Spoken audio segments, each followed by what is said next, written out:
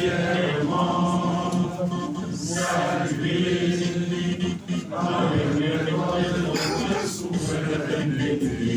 Oh, nom béni, des alliés, au pays bien-aimé, nous pleurons ton sol et nous assurerons ta grandeur. 30 juin, au du soleil, 30 juin du 30 juin, jour sacré soit le témoin, jour sacré de l'immortel, serment de liberté, que nous lèverons à notre postérité pour toujours. Et surtout les derniers massacres dans les Nord en Itourie, avec les hommes et les femmes de la France. J'aimerais quand même qu'on se mette debout pour observer une minute de silence.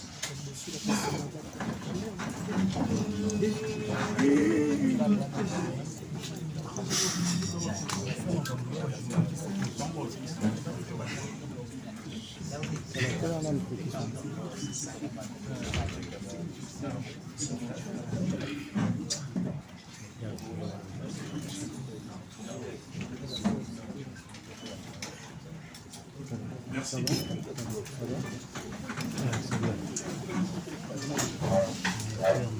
Mesdames et messieurs, cette conférence de presse avait initialement été organisée pour dénoncer la tentative de coup d'État constitutionnel orchestrée par le professeur et député Paul Gaspard Ngondakol. Mais l'actualité nous oblige aujourd'hui à intégrer d'autres éléments évoqués par M. Félix Tshisekedi afin d'éclairer le peuple congolais ainsi que la communauté internationale. M. Félix Tshisekedi souffle le chaud et le froid. En effet, face à la situation dramatique qui traverse actuellement notre pays, caractérisée par l'occupation de plusieurs localités congolaises du Sud Kivu et du Nord Kivu, par le Rwanda à travers le M23 AFC, les tueries et massacres dans la partie du Nord Kivu non occupée et de l'Ituri par les ADF avec l'implication de l'Ouganda, les 8 millions de déplacés internes, l'insécurité généralisée, les tensions persistantes les longs de nos frontières, la misère et les souffrances indescriptibles des millions de Congolais sans emploi, les délitements des institutions de la République, le vol, la corruption et l'enrichissement sans cause de certains dirigeants. Comment M. Félix Tshisekedi peut-il tenir les propos qu'il a tenus lors de sa conférence de presse du mercredi dernier? À entendre certaines de ces déclarations, on peut même se demander si la guerre que nous vivons à l'est de notre pays n'est pas entretenue pour empêcher l'organisation des élections de 2028. Deux questions se posent alors. La première, à qui profite cette guerre? Et la deuxième, que fait-on de la résolution 2773 du Conseil de sécurité des Nations Unies? Le propos de M. Félix Tshisekedi a pour but d'annoncer qu'il veut demeurer au pouvoir à tout prix. La proposition de loi référendaire du professeur et député Paul Gaspard Ngondakol n'est pas une simple loi référendaire. Il s'agit d'une tentative méthodique de contourner ce que notre Constitution a rendu intangible. C'est un subterfuge destiné à permettre à M. Félix Tshisekedi de réaliser un véritable coup d'État constitutionnel. La contradiction est flagrante. Comment peut-on, dans un même texte, prétendre respecter les limites constitutionnelles tout en organisant leur violation? D'un côté, l'article 6 de la proposition de loi rappelle clairement un principe.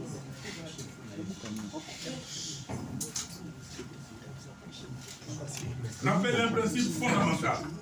Toute révision constitutionnelle doit respecter les articles 218 à 220 de la Constitution. Il énumère sans ambiguïté les manières intangibles. Mieux encore, cet article précise, je cite, qu'aucune révision ne peut porter ni sur ces matières, ni sur celles qui leur sont liées. Fin de citation. Mais de l'autre côté, les articles 87 à 90 introduisent un mécanisme qui vide cette interdiction de toute substance. Sous prétexte de dysfonctionnement majeur, ces dispositions ouvrent la voie à une remise en cause de ce qui est pourtant explicitement déclaré irrévisable. Posons les bonnes questions. Qui décide qu'il existe un dysfonctionnement majeur? Qui détermine qu'une règle constitutionnelle fondamentale est devenue inadaptée? On nous parle d'experts convoqués par ordonnance et chargés d'évaluer la situation. Mais depuis quand des experts, aussi compétents soient-ils, peuvent-ils se substituer à la Constitution? Depuis quand la souveraineté du peuple était déléguée à des personnes désignées par les pouvoirs exécutifs? Soyez sérieux. On nous parle ensuite des consultations, des consensus et des majorités. Mais aucune majorité, aucun consensus, aucune consultation ne peut rendre légal ce que la Constitution interdit. Puis vient l'argument ultime, le référendum. On nous dit, le peuple décidera. Mais le peuple ne peut pas être instrumentalisé pour détruire ses propres garanties constitutionnelles. L'article 220 de notre Constitution n'est pas une disposition comme les autres. C'est une clause de protection. Si changer les règles du jeu en pleine partie n'est jamais neutre. C'est un acte de pouvoir dictatorial.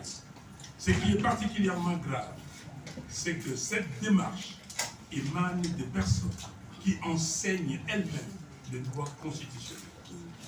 Comme le disait Jean de La Fontaine, tout flatteur vit aux dépens de celui qui l'écoute. Mais ici, il ne s'agit plus seulement de flatterie. Il s'agit d'une dérive grave. Mettre le savoir juridique au service de la violation de la Constitution. Notre devoir est clair. Défendre l'esprit et la lettre de notre loi fondamentale. Nous ne défendons pas un texte figé. Nous défendons des principes. La limitation du pouvoir, la protection des libertés, le respect de la souveraineté du peuple, l'alternance démocratique.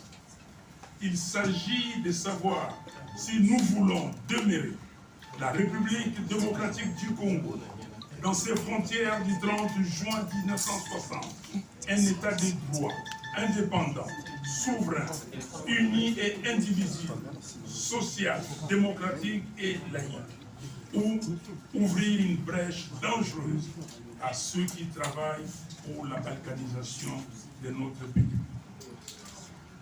Je vous le dis avec gravité, nous ne pouvons pas accepter que la Constitution soit réduite à une simple formalité. C'est pourquoi nous demandons aux députés de retirer purement et simplement les articles 87 à 90 de cette proposition de loi référendaire. Et nous rappelons des dérives similaires en écartant l'alinéa 3 de l'article 8 aussi doivent répondre de leurs actes devant la justice. Tant cette tentative porte atteinte au fondement même de notre ordre constitutionnel. Enfin, avec la majorité du peuple congolais, nous allons barrer la route à tout projet de troisième mandat de M. Félix Tshisekedi, comme nous l'avons fait hier pour M. Joseph Kabila. Car partout le peuple nous répète ceci, je cite, « Commandant du peuple Fayou, en 2028,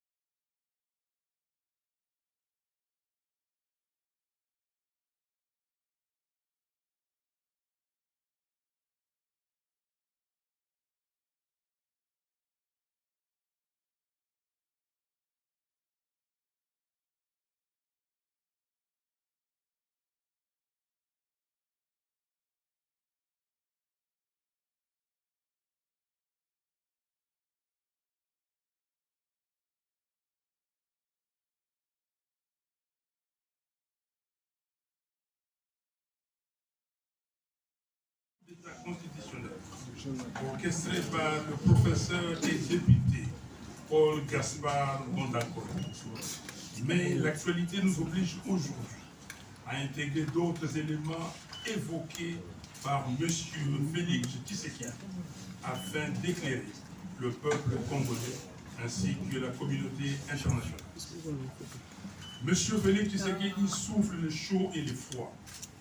En effet, face à la situation dramatique qui traverse actuellement notre pays, caractérisée par l'occupation de plusieurs localités congolaises du sud Kivu et du nord Kivu par le Rwanda à travers le M23 AFC, les tueries et massacres dans la partie du nord Kivu non occupée et de l'Ituri par les ADF avec l'implication de l'Ouganda, les 8 millions de déplacés internes, l'insécurité généralisée, les tensions persistantes le long de nos frontières, la misère et les souffrances indescriptibles des millions de Congolais sans emploi, les délitements des institutions de la République, le vol, la corruption et l'enrichissement sans cause de certains dirigeants.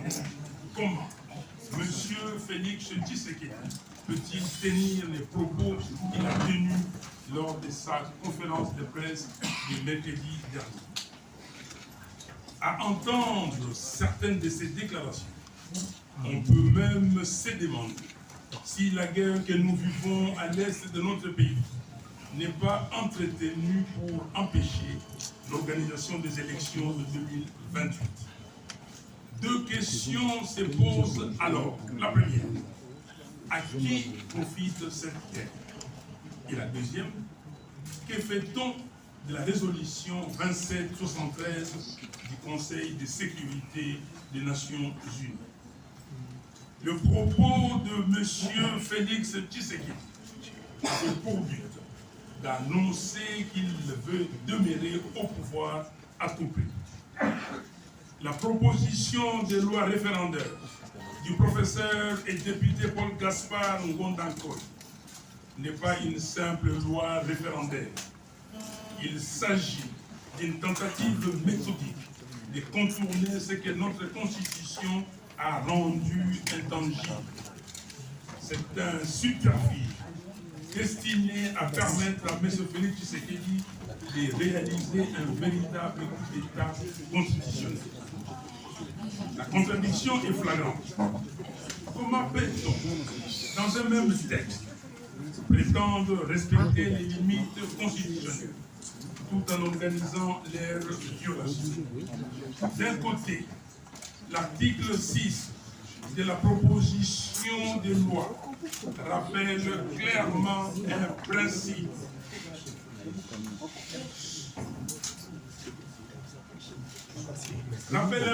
Fondamental. toute révision constitutionnelle doit respecter les articles 218 à 220 de la Constitution. Il énumère sans ambiguïté les matières intangibles. Mieux encore, cet article précise, je cite, qu'aucune révision ne peut porter ni sur ces matières, ni sur celles qui leur sont liées. Fin de citation. Mais de l'autre côté, les articles 87 à 90 introduisent un mécanisme qui vide cette interdiction de toute substance. Sous prétexte de dysfonctionnement majeur, ces dispositions ouvrent la voie à une remise en cause de ce qui est pourtant explicitement déclaré irrévisable. Posons les bonnes questions. Qui décide qu'il existe un dysfonctionnement majeur? Qui détermine qu'une règle constitutionnelle fondamentale est devenue inadaptée? On nous parle d'experts convoqués par ordonnance et chargés d'évaluer la situation. Mais depuis quand les experts, aussi compétents soient-ils, peuvent-ils se substituer à la Constitution? Depuis quand la souveraineté du peuple est-elle déléguée à des personnes désignées par les pouvoirs exécutifs? Soyez sérieux. On nous parle ensuite des consultations, des consensus et des majorités.